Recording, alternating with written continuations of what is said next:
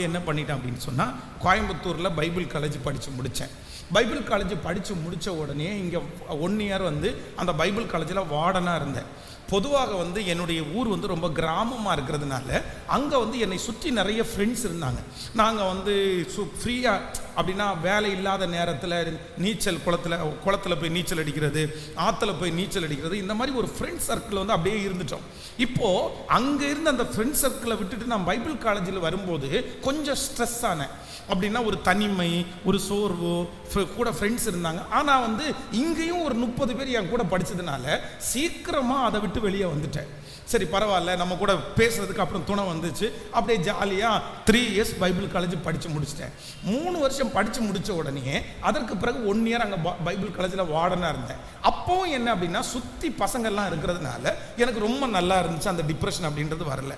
இப்போ அங்கேருந்து சென்னைக்கு மாறுதலாகி சென்னையில் பொர்சிவாக்கம் அப்படின்ற இடத்துல ஒரு சர்ச்சில் அசிஸ்டன்ட் பாஸ்டரா அப்பாயின்மெண்ட் பண்ணி அந்த திருச்சபையை நடத்திட்டு இருந்தேன். அப்போவும் என்ன அப்படின்னு சொன்னால், இந்த நம்முடைய இது நம்ம சர்ச் ஆஃப் காட் ஸ்தாபனம் சென்னையில் அவங்களுடைய ஹெட் ஆஃபீஸில் என்னை பின்னாடி ரூமில் தங்க வச்சாங்க. அங்கேயும் 4-5 பசங்க என் கூட இருந்ததுனால எனக்கு தனிமை அப்படின்றது ஒன்று எனக்கு தெரியவே இல்லை.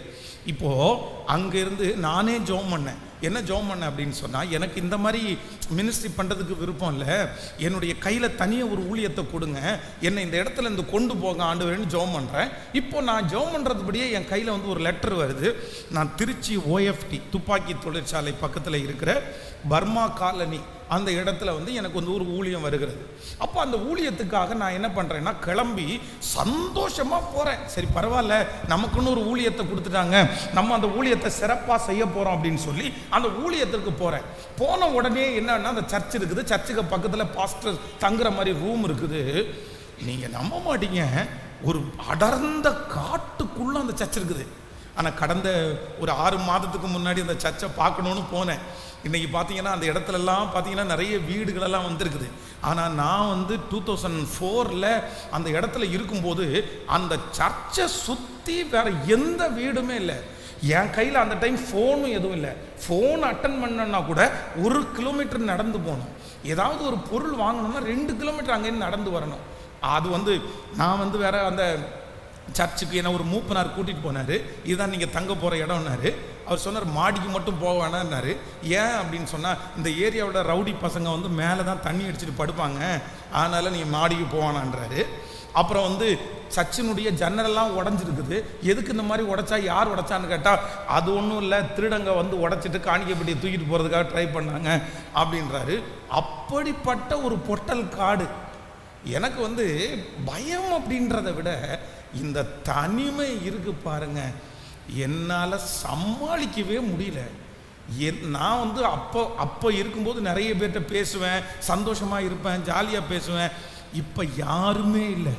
எங்கள் அம்மா இல்லை, எங்கள் அப்பா இல்லை, ஃப்ரெண்ட்ஸ் இல்லை, கூட யாருமே இல்லாதனால இப்போ யோசனை போயிட்டே இருந்துச்சு.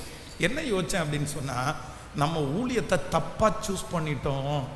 ஊழியத்திற்கு வந்தால் நம்ம ஜாலியாக இருக்க முடியாது. ஊழியத்திற்கு வந்தால் நம்ம கூட ஃப்ரெண்ட்ஸ் யாருமே இருக்க மாட்டாங்க.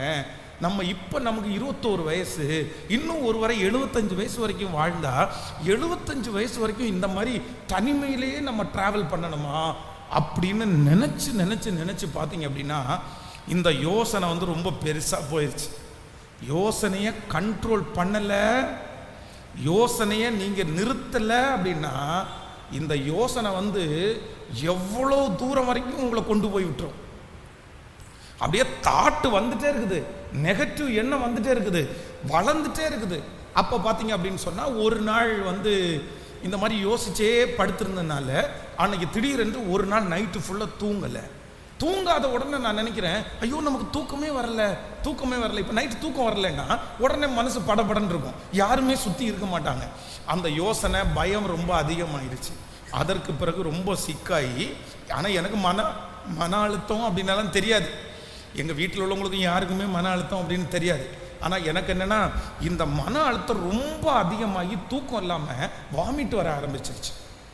நெஞ்சு கறிக்க ஆரம்பிக்கும், ஃபுல்லாக ரொம்ப வாமிட் வந்த உடனே அங்கே இருக்கிறவங்க எல்லாம் என்ன சொல்லிட்டாங்கன்னா, உங்களுக்கு மஞ்சக்காமல் அப்படின்ற ஒரு ஒன்று வந்துச்சு. அதே போல் போய் டெஸ்ட் பண்ணி பார்த்தா மஞ்சக்காமல் 3.0 இருக்குது. எப்போவுமே 1 இல்லைன்னா 75 அந்த மாதிரி தான் இருக்கணும். இப்போ 3.0ன்றது மஞ்சக்காமாலை.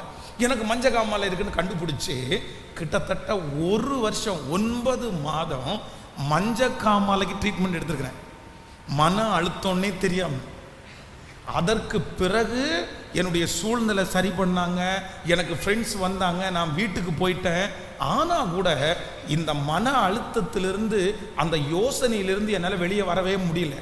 அப்போது ஒன்று நீங்கள் நினைத்து கொள்ளுங்கள், மன அழுத்தம் ஒரு அப்படின்னா இந்த டிப்ரெஷன் அப்படின்றதற்கு இது எங்கே உருவாகுது அப்படின்னு சொன்னால், அதிகமான யோசனை ஒரு மனுஷனுக்கு டிப்ரெஷன் அப்படின்ற ஒரு இடத்துக்கு கொண்டு போய் விடுகிறது. இன்னைக்கு கர்த்தர் சொல்லுகிறார், அவர் உங்களை விசாரிக்கிறவர் ஆனபடினால் உங்கள் கவலைகளை அவர் மேல் வைத்து விடுங்கள். அவர் உங்களை விசாரிக்கிறவர் ஆனபடியினால் உங்கள் கவலைகளை அவர் மேல் வைத்து விடுங்கள். நீங்கள் ஒன்று நீங்கள் நினச்சிக்குங்க, எதையுமே ஆண்டவருடைய பிள்ளைகள் என்ன பண்ணக்கூடாதுன்னா ரொம்ப யோசிக்கவே கூடாது, ரொம்ப யோசிக்கவே கூடாது. ஏன்னா நமக்கு கொடுத்துருக்கிற மூளை நீங்கள் நினைக்கிற மாதிரி ஒரு 10 கிலோ 20 கிலோ கிடையாது, அவ்வளோதான். ஒரு இல்லைன்னா நீங்கள் இந்த சிஸ்டம் இருக்குது பாருங்களேன், இந்த கம்ப்யூட்டர்